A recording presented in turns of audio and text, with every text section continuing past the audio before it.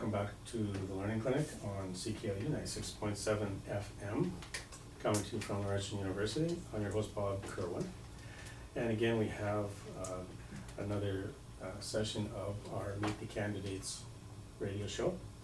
I just want to let everybody know that our show is streaming live on the internet if you want to listen to it at www.cklu.ca.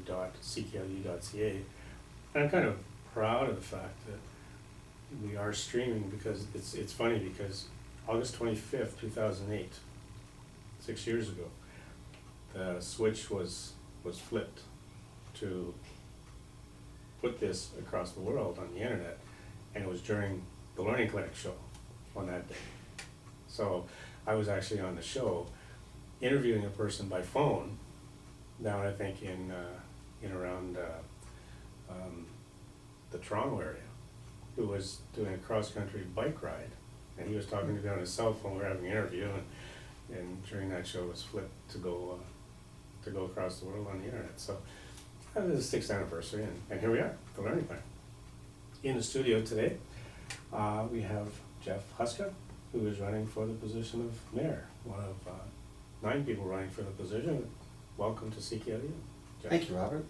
Glad to be here. Yeah, and Jeff, it's the first time you've been on the show. We've had a couple of people on that are running for mayor. Basically what I like to do is say, tell us who you are. Who is Jeff Huska for people that don't know you? And give us whatever background you think we need to know that would qualify you for mayor. Well, Robert, I'm originally from Sudbury.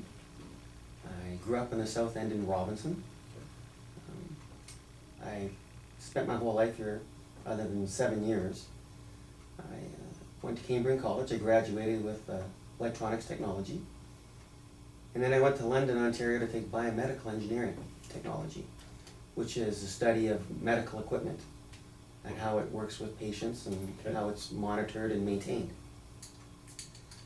Upon graduating in biomed from London, I got a job at the Sick Children's Hospital in Toronto, where I spent the next 6 years working in dialysis with little kids. And I have to tell you, if it wasn't for meeting my wife, I don't think I ever would have left there. What a great place to work. Heartbreaking, but you're really it is. You're really working with people you know what? who need you. That's right, and you realize in life that yours isn't so bad when you see what a lot of these kids go through when you're there. I know. We had one situation where we had to go down there for one of our granddaughters, and when we were down there, it was really major to us. But when we started seeing some of those kids walking around, put everything in perspective. It does. And you know what, we're very fortunate. I mean, the hospital's in Toronto, but it's for everybody. Oh yeah. And we're very lucky here to have a facility like that in Ontario and Canada. Yeah. You're a helicopter ride away from sick kids. Mm-hmm. From anywhere. That's right. So anyway, that's good. Sorry. That's sorry okay. to interrupt. That's okay. So when I was working there, I met my wife. She was working across the street at Mount Sinai. And when we decided to get married, we decided that where would be the best place to raise a family. My wife is a graduate from Laurentian University, which at the time I didn't know that. She's originally from St. Catharines. And I had a job opportunity here and one in Oshawa. And when the one came up here in Sudbury, the first thing my wife said to me was, let's go. And I couldn't be happier to be here and to raise my 3 kids here. I have three kids. I have 2 boys, one who's leaving at the end of this week to go to school in Brampton. Okay. That's Jonathan, and I have Patrick, who's going into grade 11. Tell Jonathan to behave. My son's a police officer in Brampton. He better behave, or his dad's maybe one step up on those police officers. And I have Elizabeth, who's 14, who's just going into high school for the grade 9. Like I said, I grew up in Robinson. I grew up at a time where community was a big part of everybody's life. My parents and all the parents in the subdivision, like many subdivisions where you find playgrounds in the city, people got involved. Yeah, it was your turn. Yeah, and that's what my parents taught me.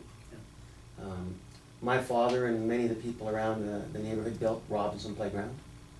They were there all the time flooding it. They were there all the time with the carnivals and everything else. And that's what you did as a parent. Yeah. And that's what I try to do with my kids. Yeah, and it's a cycle. And It is. so It really is. We've noticed that on the valley too. I can think 40 years, and yeah, it was our turn. We did it. Now we're looking, saying, well, whose turn is it now? That's right. And you know what? We're lucky to have facilities like that where we have those parks outside. I like it. I like it when my kids get outside. I like it when my kids are out doing things. There's nothing better than meeting other kids and being outside. The fresh air rejuvenates them. Breaks down walls, doesn't it? It sure does. Doesn't matter what school you're going to. No. Doesn't matter what your parent does. They're going to pick up a stick and go play ball hockey at the local rink. They don't care where anyone else is from. You're all equal. That's right. I've always been someone who's tried to teach my kids that you have to be involved. I've been involved with playground hockey with my kids because my kids were involved with so many other sports. Skiing, track, soccer, golf, many things.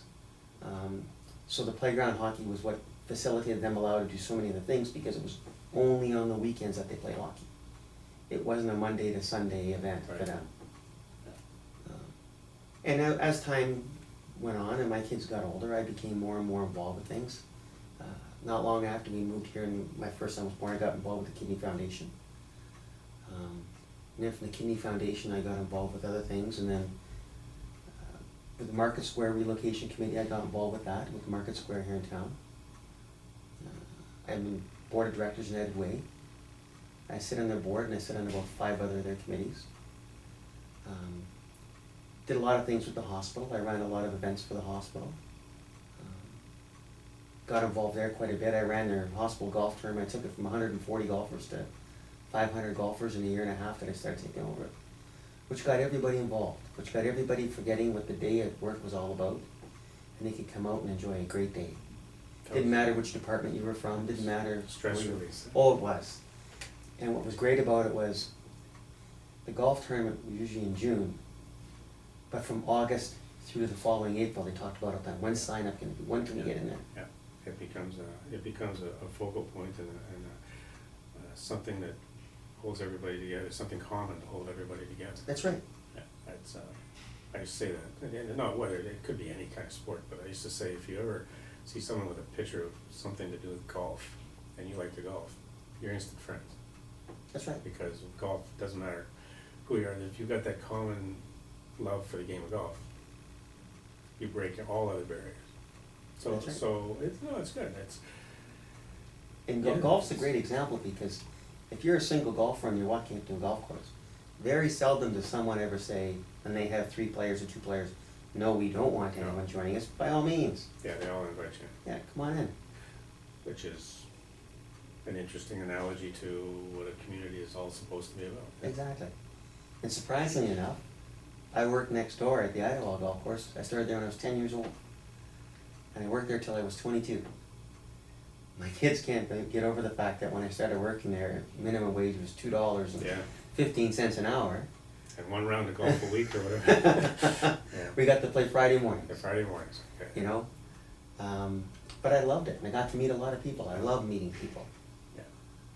I'm very fortunate that most places that I go to, I always run into somebody. Actually, surprisingly enough, I'm shocked that you don't remember that you actually helped tutor my oldest boy, Jonathan. Jonathan, It was a few years back, but you know, we actually had met before. So I probably came to meet you, and That's then right. I had Then you had a tutor come tutor in. come in. That's Yeah. right. Yeah, That's right. yeah, no, but I'm sure you my see my many memory kids. my memory is starting to. You know, when you get to a certain age, you've got the excuse. You can say, well, no, I can't really totally remember. But you know what? It's funny you say that because that's one of the reasons I've always been interested in politics. Mm-hmm. And to be quite honest with you, I was gonna put my hat in the ring the last election. My wife is a nurse. I shouldn't say was a nurse, she still is. But she's gone more to the administrative role of it. And now my wife is the director of ethics at the Health Sciences North. When the last election was coming on, my wife was working for the St. Joseph's Health Center. And she was the ethics advisor, and she was going to school at the University of Toronto for the next 2 years to get her master's in bioethics. At that university, they take 80 a year in Canada for that program, and she got in. So with my wife away at school, and my kids each 4 years younger, it just wasn't an opportune time to say, you know what, Jeff, let's do this. So I put it on hold, and we supported my wife, and she does a fabulous job. She's very good at what she does, incredibly bright. I tease her that the only mistake she ever made probably was me. You know, Mistake. Two bad words, two wrong words. Yeah. So that's what we did, and as a family, we grouped together and we supported her. And now it's my turn. And being the age that I am, I think I'm in a perfect situation where I can still relate to many people that are older than me and many people that are younger than me. And I think far too often people write off the youth of our city, that they don't really care, when I actually think that they do. I just don't think they find that many people ask them or really want to listen to them. So I imagine youth engagement is a big priority that you're... Well, it is, and I have a few priorities that I like to see move forward, but one of them, I actually sent a press release out about a month ago. It's called the Junior City Council. Okay. And I've spoken to many of the principals across the city, and what I'd like to do is, between the ages of grade 10 and grade 12, I like to hold an election for the first month in school, where each school elects one person to represent that school at City Hall. And then every 2 to 3 weeks, they meet as a junior city council. It would be overseen by the mayor. Same policies, same everything that takes place during a regular council meeting they have to adhere to. So they're getting involved with politics, they're getting involved with their community, they're understanding what municipal politics are all about. And in that time frame, they can talk about issues that involve things their age. There may be bylaws that are outdated that need to be amended. Maybe. Maybe, I'm not saying every... Do you think there may be bylaws that are outdated? Oh, I'm sorry. Exactly. Yeah, we've got a few. And there may be things that they need to see or want to see in our city that someone who's closer to 100 like myself doesn't see it. When they come to this decision of what they want, they will meet, they will make a presentation. If everyone in that junior city council approves of it, then someone from that junior council will then present that at regular council meetings and see if they can get it passed. Yeah. At the end of the year, I'd expect that junior city councilor will go back to their school. There'd be a school auditorium facility that they will meet with the rest of their school, with the mayor, and they discuss what their year was all about.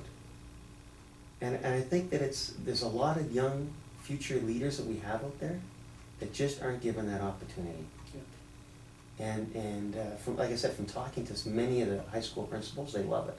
Yeah. Oh no, it's an excellent. I like it because my background is in education, and I know one of the things that I'm planning on doing is there is a student senate.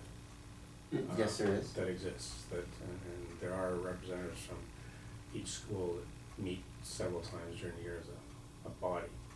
And my thinking was that it would be nice to have somebody from council attend, just so that you can even answer questions for them.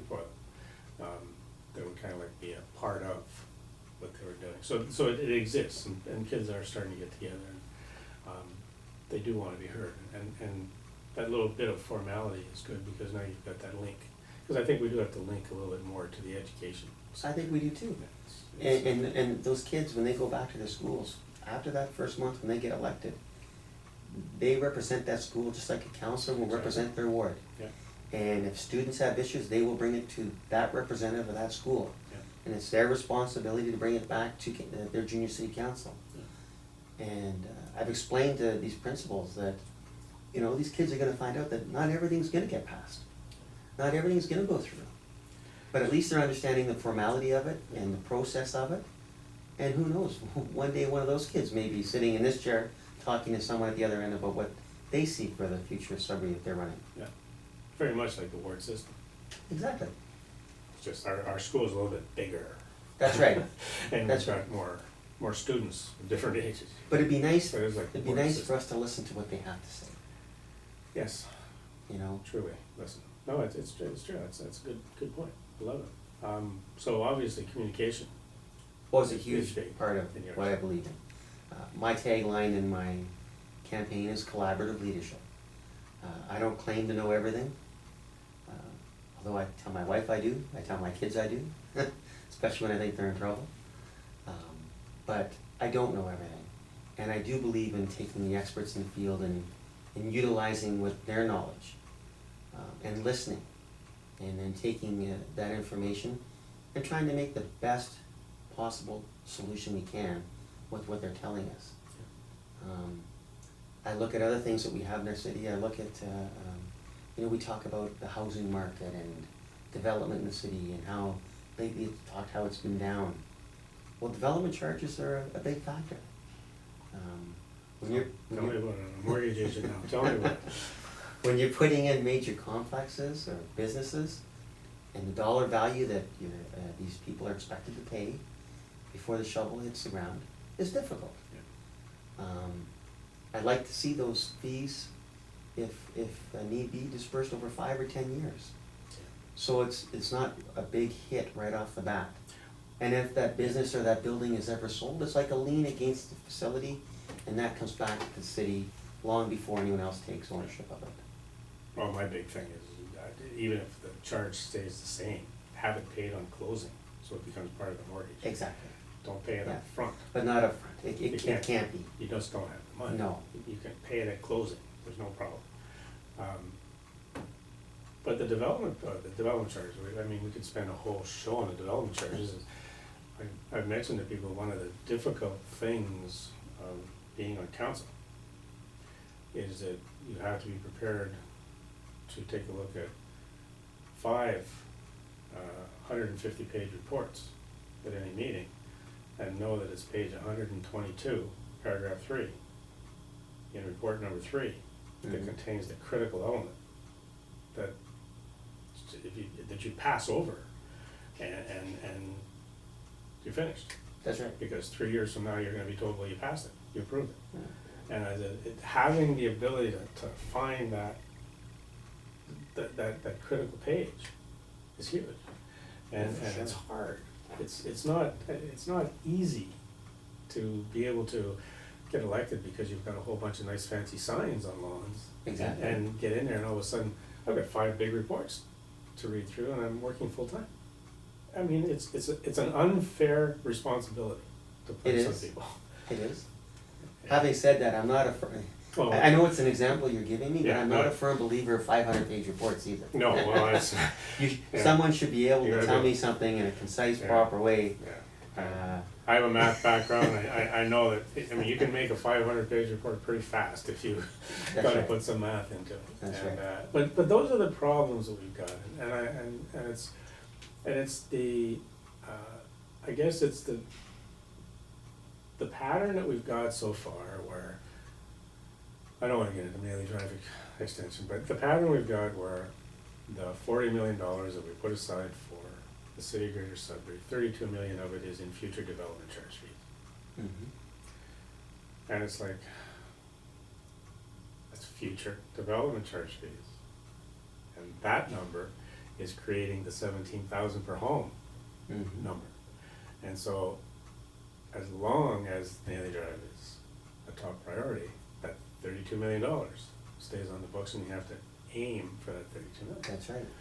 As soon as Maley Drive gets taken off the books and said, we're not gonna get the money from everybody else, $32 million of development charge target gets removed.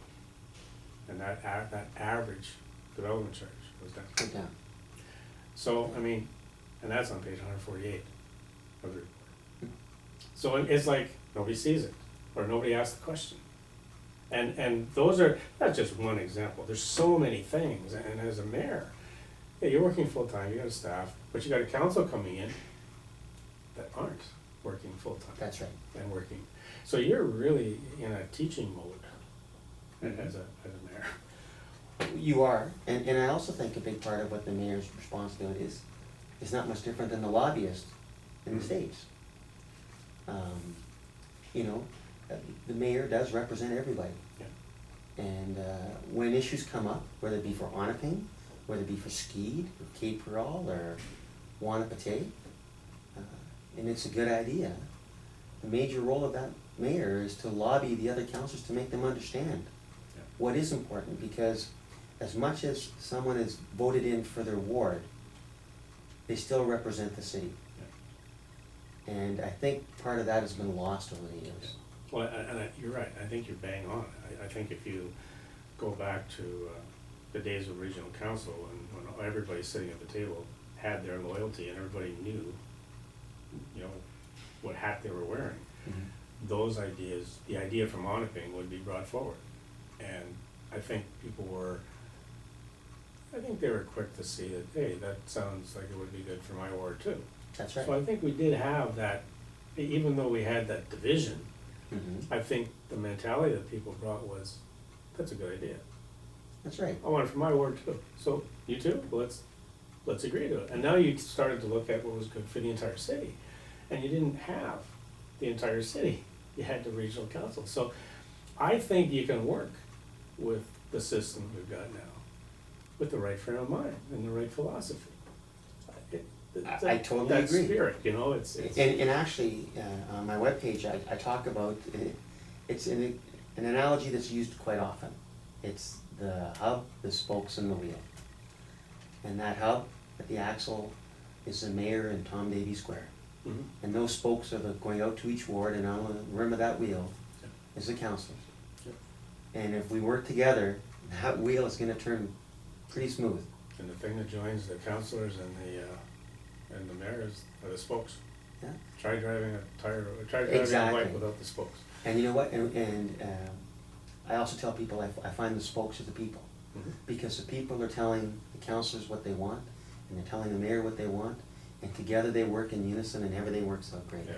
As soon as that breaks, as soon as there's a break in that spoke or one's missing, Yeah. someone thinks they're gonna go off on their own. Yeah. That wheel doesn't turn as smoothly. And I honestly believe that the people in the city of Greater Sudbury now realize that. And I think they've realized it for a while, and I think that's why you see so many people running in this election, because they want change. Yeah. It's, and I hope that people make wise choices, because I mean, wanting change and being able to make it Execute happen. change is a different story. I totally agree. It's not easy. No, it's not. And just to be willing to make change and then get in there and be dealing like, look at what we're facing in December, probably 2 weeks after we get sworn in. Mhm. The beginning of a budget that says 5%. Yeah, I know. Like, that's what a new council has to face, That's pretty high. and complex. So if there are a lot of new people on council, it's gonna be the first budget. That's right. It's gonna be hard. And you know, It's hard to figure it out. I don't think I'd ever like to see any type of tax hike No. that goes above the cost of living. I don't think anybody does. And I do believe that that's a difficult thing to attain. I'm not gonna mince words about it. But I also think the city needs to take advantage of what a lot of people in the private sector and even in the charitable sectors are doing right now. Yeah. And that's the shared service model. You know, if you've got departments that have the same basic infrastructure in those departments, but can share secretarial staff, can share office space or whatnot, you know, those all cut dollars back. Yeah.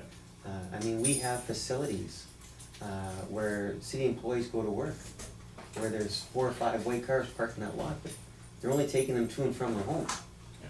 They're not taking those white cars around the city. Well, maybe we should have 1 white car at that facility or 2, Yeah. and then you take your car to work like I have to and like you have to. Yeah. You know, and all those dollars add up. Oh, absolutely. It's totally.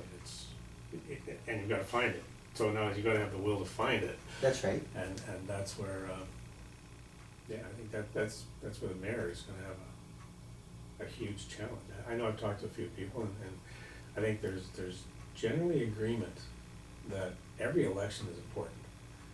But we kind of think that the next 4 years, if we get 4 more years of what we've had over the last little while, we're gonna have trouble getting people like your wife saying, we're going to Sudbury. You're right. And I agree we're with gonna you. have people like you saying, we're leaving Sudbury. I agree with you. And it's critical. I think we are at that critical stage in our history. Well, I have a lot of friends that are my age or a little older who are telling me their kids have graduated from university or graduated from college, either somewhere else or here. And if they're here, they're looking at leaving. If they're somewhere else, they're looking at not coming back. Yeah. And It's hard to market your city when It you've is. got It those is. people. And as a matter of fact, when people ask me, Jeff, what is the crux of why you really want to do this? And I tell them, it's my 3 children. Yeah.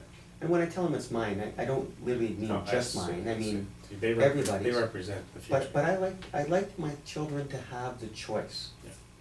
If they want to come back, that they can come back. And I want them to, I think Sudbury is one of the most phenomenal places around. We have 4 great seasons, although the winter was a long one. Mhm. We have, if you love the outdoors, you can't beat it. You really can't. And the old saying, and it's been around forever, that at least as I can remember, is there's nothing like a northerner. Yeah. And if you can raise your family up here, for the most part, you're pretty happy. Yeah. And your kids turn out great and life goes merrily along. But I'd like to have my kids come back here if they can and spend that with them. I know. Um, Two of mine are gone, and the one that's staying here is a mortgage broker, so I mean, he's looking at expanding to other cities because he can't just. and the city has so much to offer. Yeah. And I want that utilized. Yeah. Interesting, I mean, everything you've just described really kind of confirms what the leisure master plan found with all their survey too, but this Yeah. whole trend now toward families wanting to do things with the family, as opposed to going and being a spectator at an event. That's So right. you've got the walking, you've got the hiking, you've got the skiing, you've got, and going to the playgrounds and parks as a group.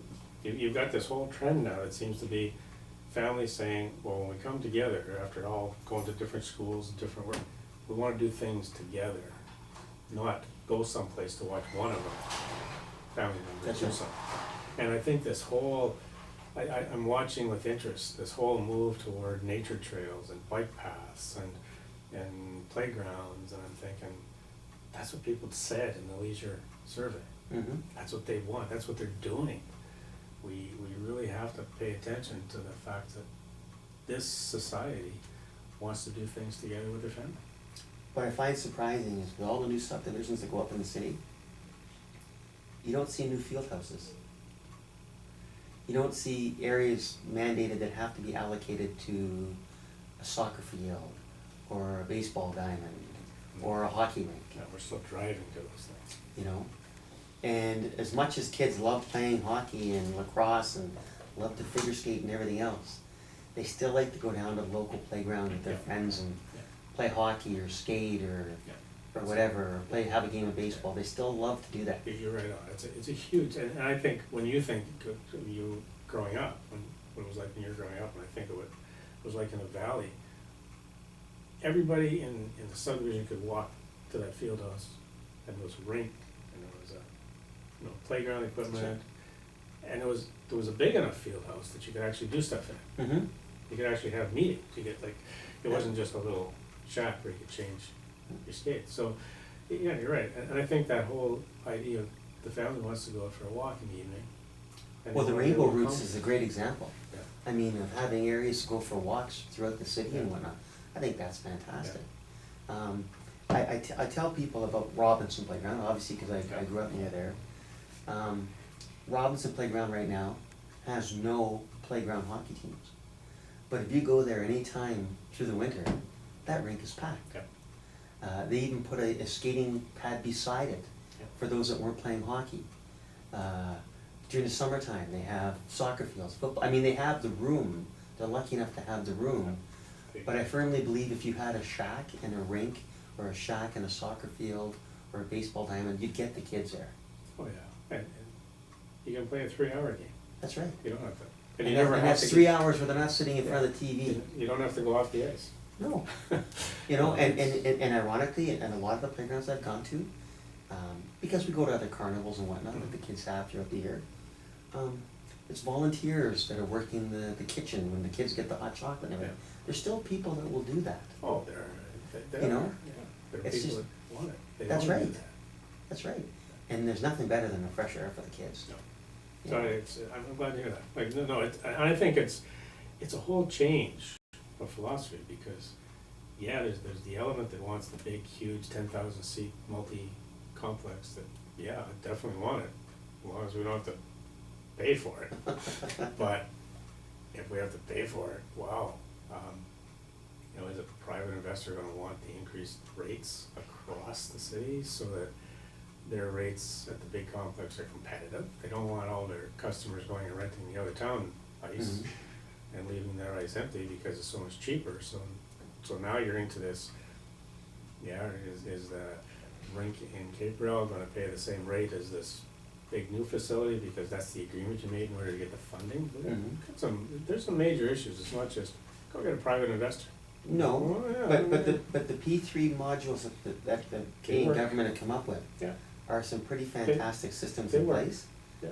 And Yeah. it takes a lot of the burden off the taxpayer. Oh, absolutely. It's, And they can work. they can, and it's not just the big Yeah. the facilities that I can work with.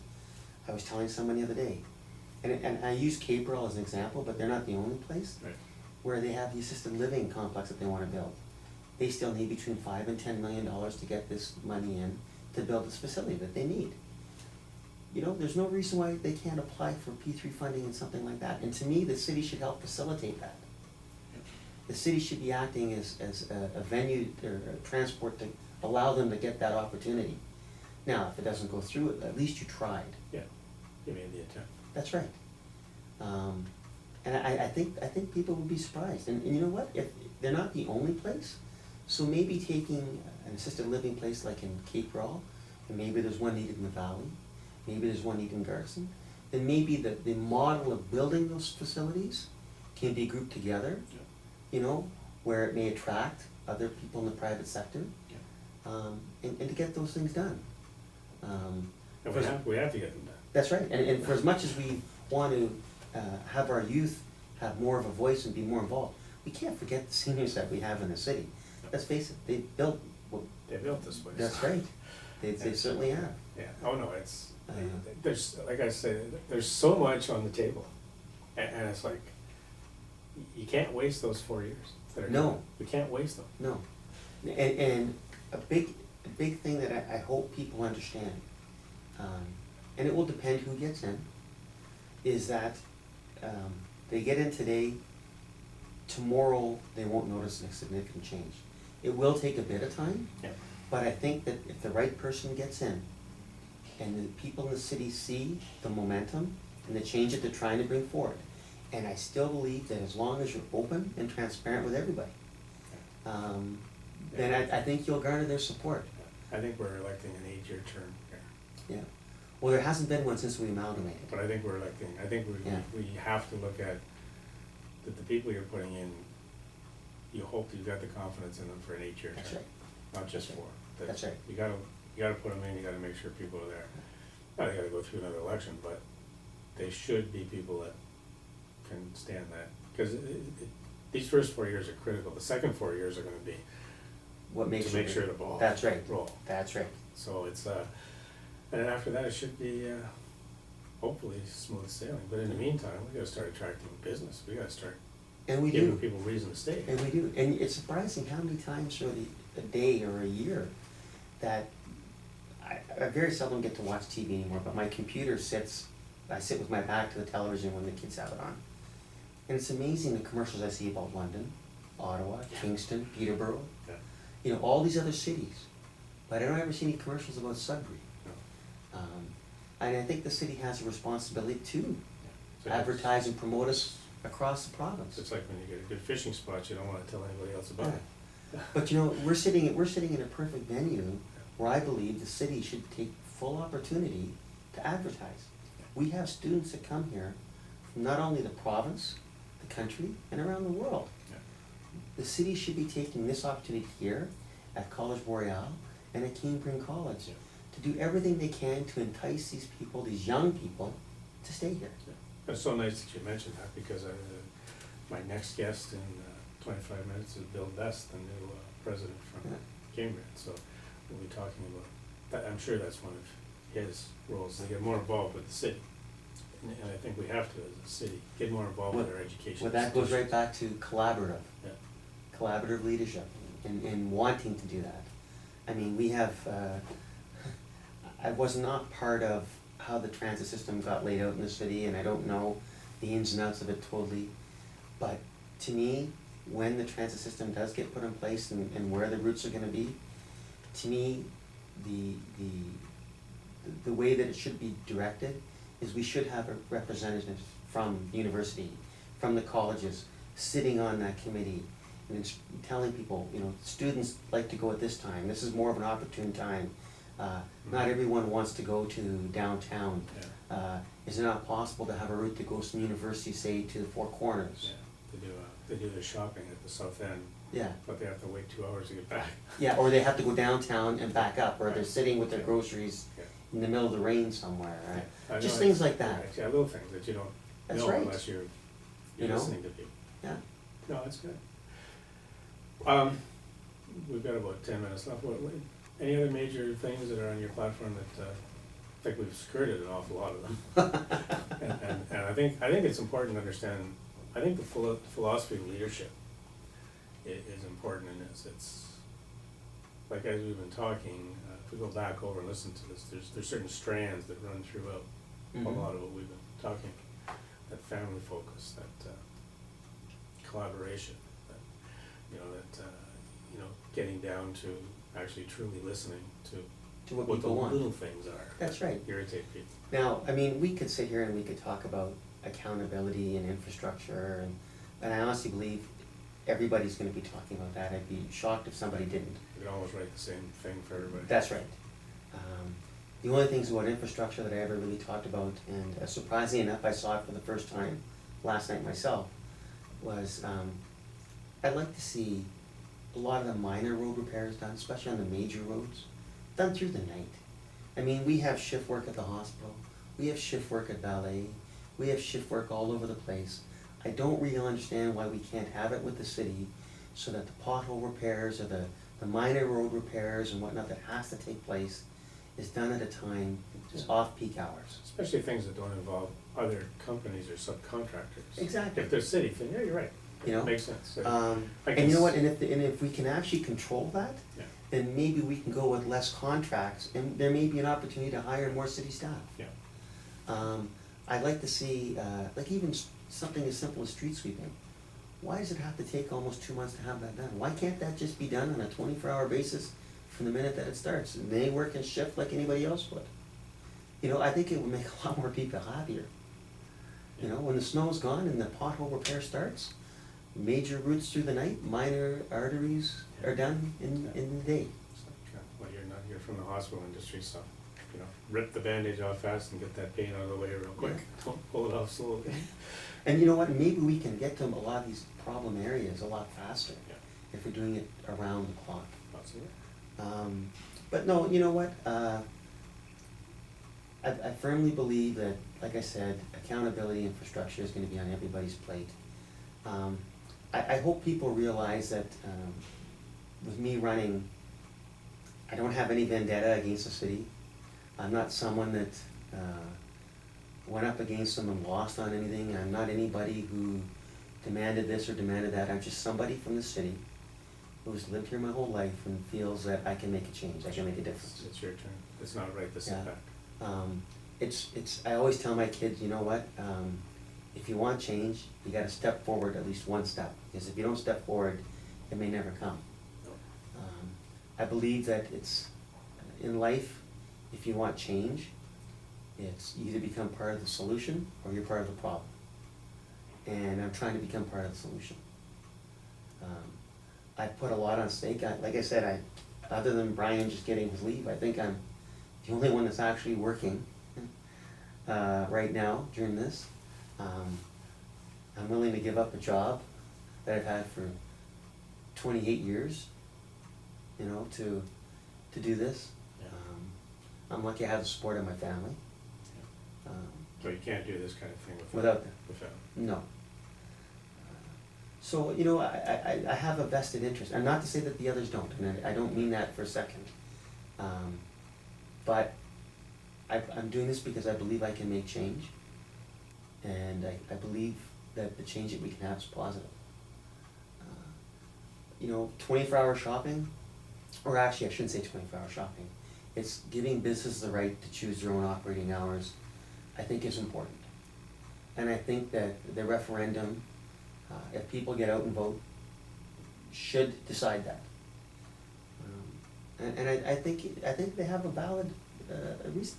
I mean, I didn't realize it just till a couple of years ago, that if I wanted to take my kids to a movie on Christmas Day, that the theater's open. Now, I'm not saying that stores should be open on Christmas Day, but if a movie theater can dictate that they're open on that day, why can't a grocery store decide that they want to be open a little later? Or why can't an electronics store decide that they want to have the Midnight Madness sale? Why can't they have that opportunity? I think that people will find that when and if it does pass, that no one will be buying jeans at 3 o'clock in the morning. Those aren't the stores that will be open, unless they're having a huge sale. No, we're probably, no, you're right.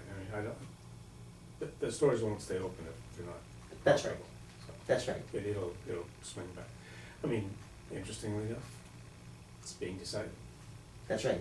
So, I mean, this is one of those issues that council really, they're having a decision made for them, so Yeah. they won't have to relive it. One of the things that I do want to do as mayor is I want to make sure that with every councilor that I've had an opportunity to meet with so far that's running, I've told them, be prepared periodically for me to give you a call about a week ahead of time and saying, you know what, your phone's going to be ringing off the hook with complaints, and so will mine. Let's pick a couple from your ward, and we're actually going to drive to their house, and we're going to knock on their door. And we're going to see what we can do regarding their problem. Now, maybe their problem may not even be a city problem, but at least we can try to direct them in the right way to go. If it is a city problem, and it's something that has to be the way it is, we're going to explain that to them. If it's a city problem that shouldn't be happening the way it is and needs to change, then we're going to let them know that their counselor that's with me is going to get back to them within a definite time frame of 5 to 10 days and let them know what's happening and what's going to change. And I honestly believe that people want to hear that. Yeah. I think people want to be heard. Yeah. And I think people realize that city council can't fix every problem.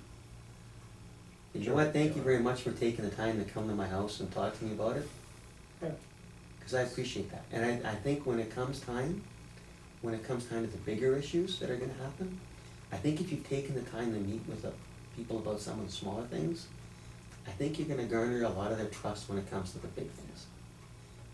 Yeah, and I think the size of the problem is relative. I think to a person who's unemployed, there's 100% unemployment rate. It's not. That's right. It's not 7. It's.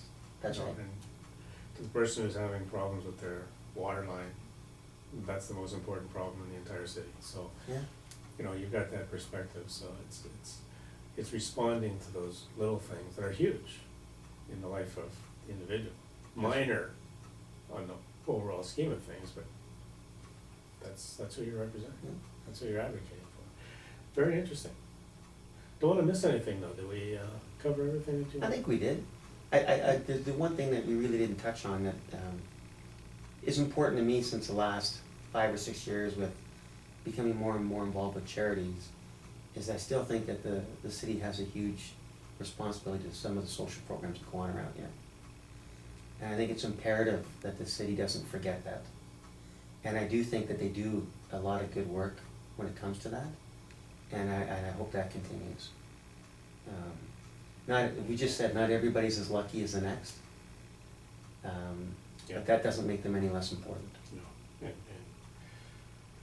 Yeah, the charitable organizations are doing an awful lot of good work for the city. They are. If we support them, it kind They are. of makes our job a little bit easier too. Yeah. So I think taking that kind of mindset forward is good. Oh, we've got 4 years of